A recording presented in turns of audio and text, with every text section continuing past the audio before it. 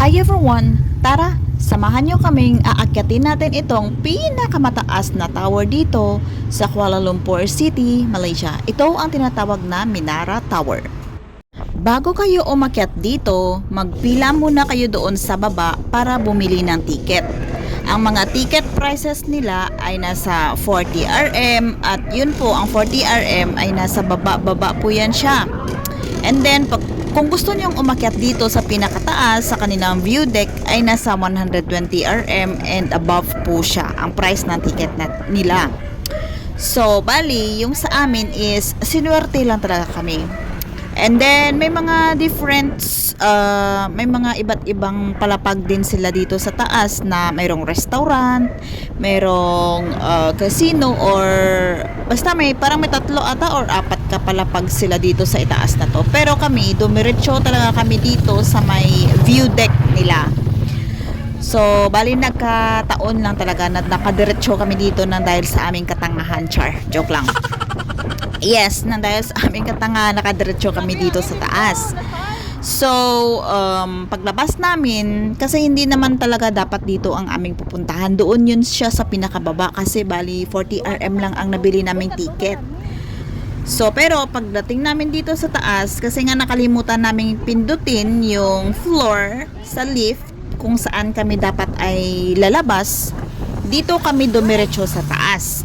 So, pagdating namin dito, nakita ko yung view, napakaganda. So, ang sabi ko sa kaibigan ko, pwede po ba tayong lumabas dito kasi nandito na naman tayo. So, ang sagot na kaibigan ko, huy, wag. Huy, wag kasi tag 40 RM lang ang ticket natin. Uy, baka bawal siya.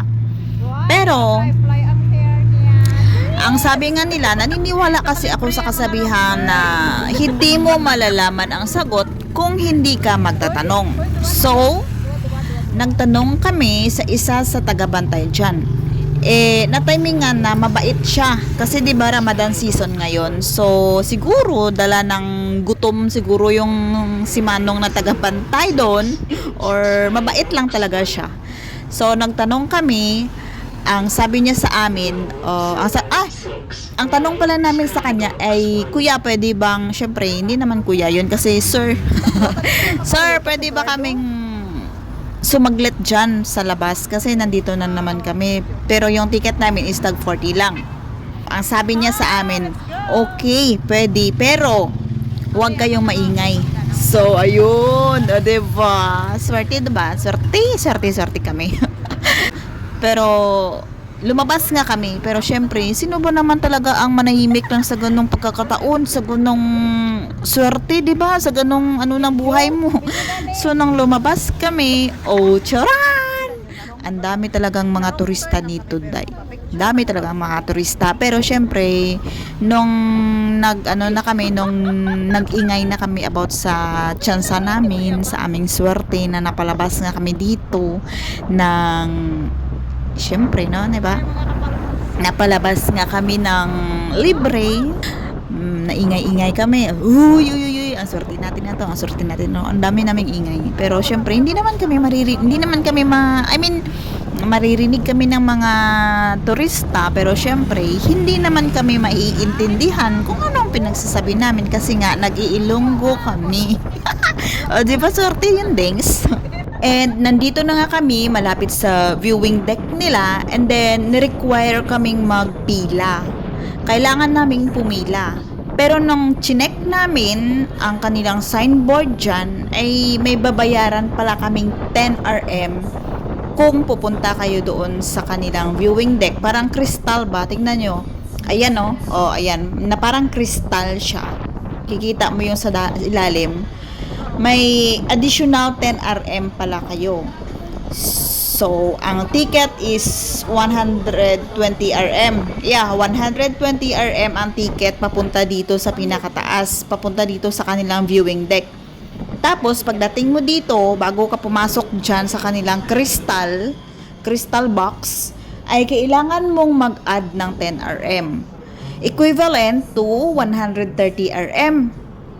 So, ayun mga guys, ayun mga dings, kung may bala kayong pumunta dito sa mga kababayan natin dito sa Malaysia already, And sa mga may balak pang magbakasyon dito sa Malaysia na gustong umakyat dito sa Minara Tower viewing deck, mag-prepare lang kayo ng mga 130 to 150 RM ha. Baka kasi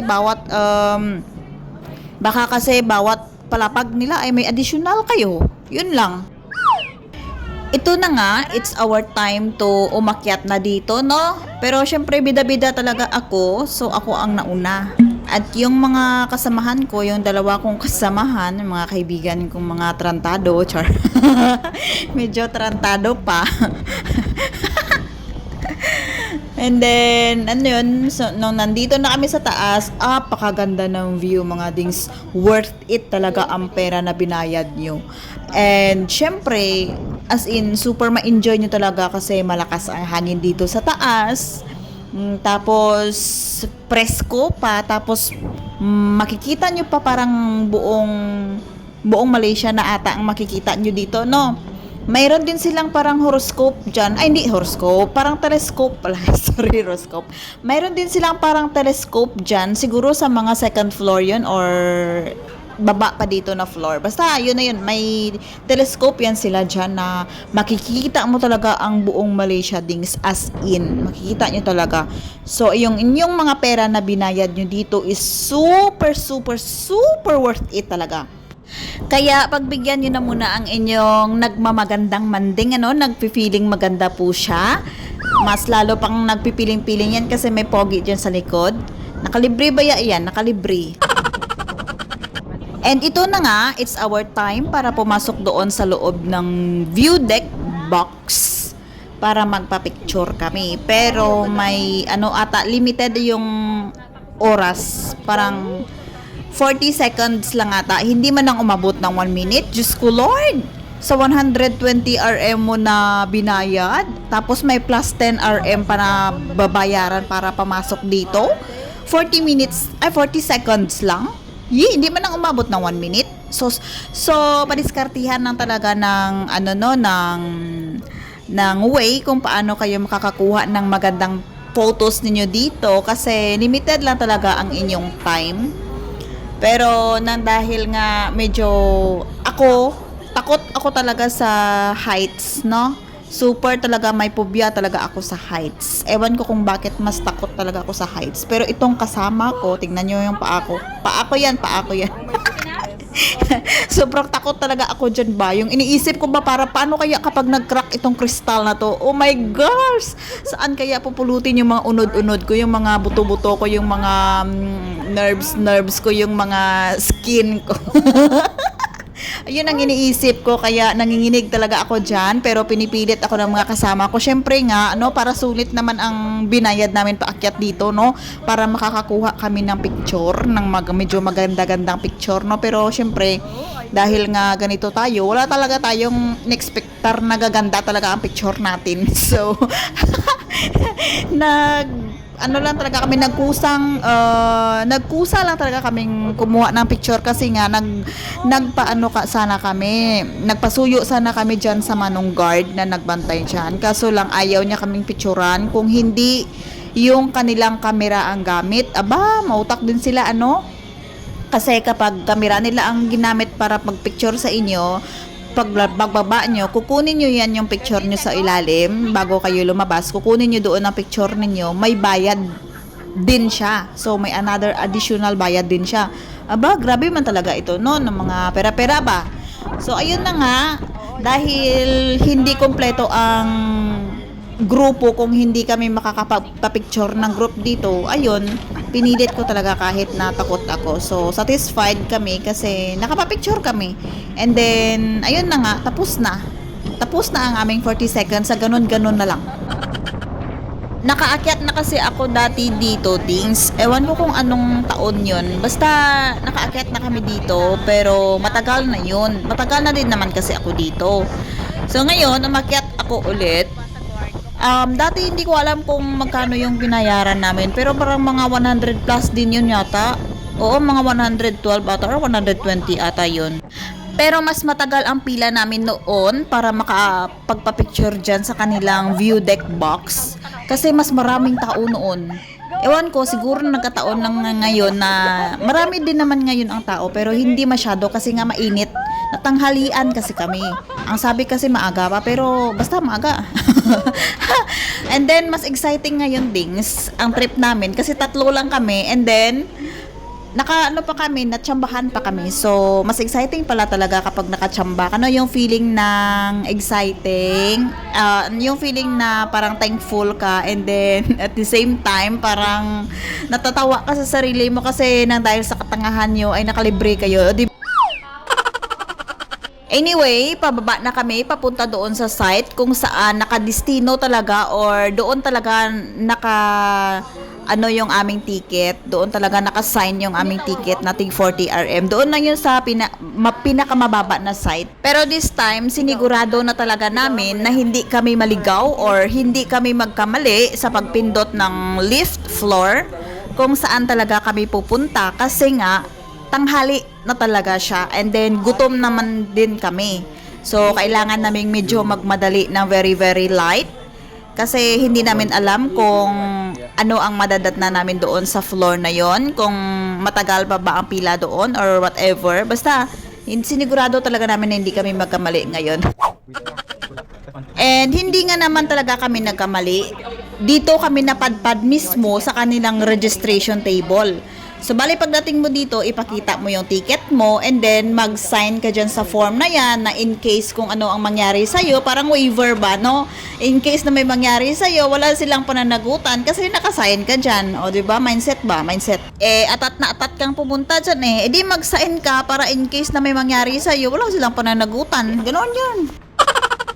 Pero syempre, hindi naman siguro nila kayo papayagan na pumunta doon or lumabas doon ng ganun-ganun lang. Nang walang safety first kasi nga malaki talaga ang pananagutan nila in case na may mangyari sa iyo dyan. Kung hindi nila gagawin ang lahat or hindi nila i-provide ang lahat to prevent anything na mangyari sa iyo or anything happens dyan. So, ayun, kailangan mong ilagay muna ang iyong gamit dyan sa kanilang locker pagpasok mo and then may pinoprovide silang hairnet para pagsuot mo ng helmet ay hindi yung buhok mo, hindi sagabal sa buhok mo and then or whatever. And then may provide din silang parang seat belt, parang belt ayan no, safety belt. Kasi magkakalambitin kami doon sa labas. Wala kasing doon sa labas, wala kasing crystal na na barricade. So, kailangan naming suotin to para in case na malakas ang hangin or in case na ma-outbalance ka, hindi ka malalaglag doon, no? Tignan nyo kung ano ang itsura nun, no? So, dito pa lang na side, medyo okay pa. Pero doon na side, nakita nyo naman siguro na medyo na super mababa yung crystal niya. Kaya kailangan nyong magsuot ng safety belt para bago kayo kumalabitin dyan at magpa-picture. Kunyari, nag-skydiving kayo or kunyari, nag-zipline kayo. Kasi kapag nagpa-picture kang ganyan, yung outcome talaga ng picture mo, yung photos mo ba, no? Parang parang nag-zipline kayo. Pero kunyari lang yun talaga. Kunyari lang yun. Parang inuuto nyo lang sarili nyo dyan. Magpa-picture at magkalambitin dyan. Pero for me, hindi ko naman inuto yung sarili ko, no? For me, worth it talaga ang binayad kong 40 RM dyan. Kasi parang, ano ba yung tawag doon? Conquer your fear, no? Conquer your fear. And at the same time, nakuha ko yung pinakamagandang view dito kasi nag-video nga ako, no, for the future referrals na in case ma-miss ko itong lugar na to someday, in case na uuwi na ako someday and ma-miss kong yung lugar na to, may tatanawin ako or may reviewin ako, may para panoorin ako, mga ganon ba. So, worth it talaga ang binayad ko dito, guys. Kaya it's okay na minsan-minsan lang din naman mangyari sa buhay natin, no? Lalo na yung mga OFW, kapwa akong OFW, na magbigay talaga kayo ng time para sa sarili ninyong i-enjoy ninyo yung mga kung saan man kayong lugar, no? I-enjoy ninyo kung saan kayo naroroon, mga gala-gala kayo sa mga lugar, na mga magagandang tanawin, mga ganito. Hindi naman masama minsan magasto para sa sarili. No, worth it talaga. Pero syempre, para mas worth it yung trip mo, lalo na kapag once a month ka lang naman lumalabas, para ma-enjoy mo talaga ba siya, no? Piliin mo yung mga taong makakasama mo na very close mo talaga or kahit hindi naman kayo masyadong close, no? Kasi nga minsan lang naman kayo magkita.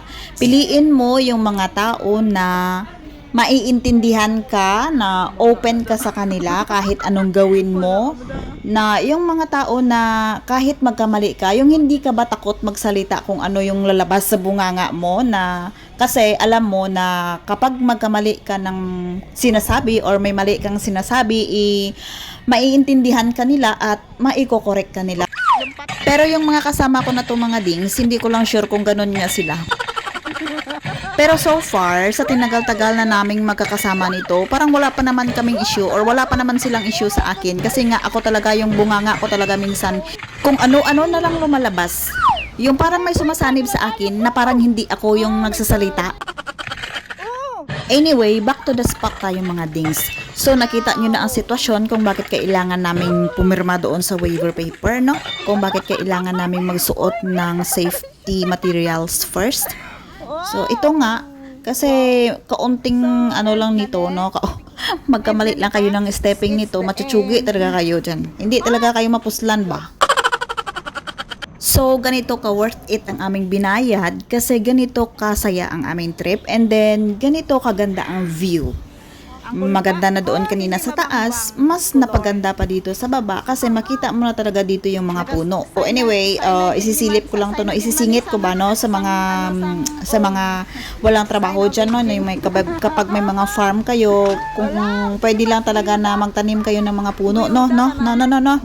So magtanim na kayo ngayon pa lang. Ngayon pa lang magtanim na kayo. Pero sa ngayon wala pa lang, parang tag-init ata sa Pinas. So antayin yung tag-ulan para magtanim ng puno. So ayun na. And then, ayun nga, nandito na kami sa loob. Tapos na ang aming maligayang araw. So, tatanggalin na namin ang aming mga safety belt. Ganon lang siya kadali, dings. Tanggalin mo yan lahat. Tapos, ibalik mo yan kung saan mo ni kinuha. Tapos, itatapon mo rin yung hairnet. And then, charan, nandito na kami uli ngayon sa labas. Super fast forward lang to dito. So, bumaba na kami kasi ang balak sana namin is doon kami dumaan sa hanging bridge. May hanging bridge din kasi dyan sa labas, sa baba. Pero nung bumaba kami, nung pinuntahan namin dito, pumasok kami dito kasi dito ang entrance nila. Kung dito ka magsimula or dito kayo manggaling sa taas. Pero noong pumunta kami dito dati, doon kami nagsimula sa baba, wala naman kaming binayarang entrance. Pero dito, tig 40 RM ang entrance, another 40 RM ang entrance. Pupunta ka lang or tatawid ka lang doon sa hanging bridge. Maganda kasi ang hanging bridge dito, dings. Promise. Pero mahal ang ticket. So, nasayangan kami sa ticket. Kasi nakadaan naman kami dito dati. Kaya hindi na kami nagpursigi, hindi na namin tinuloy ng picture-picture na lang yung mga kasama ko dito. Tapos, umalis na kami. Well, hanggang dito na lang tayo, dings. And thank you so much kung napatapos mo nga ito. So, God bless you na lang and bye!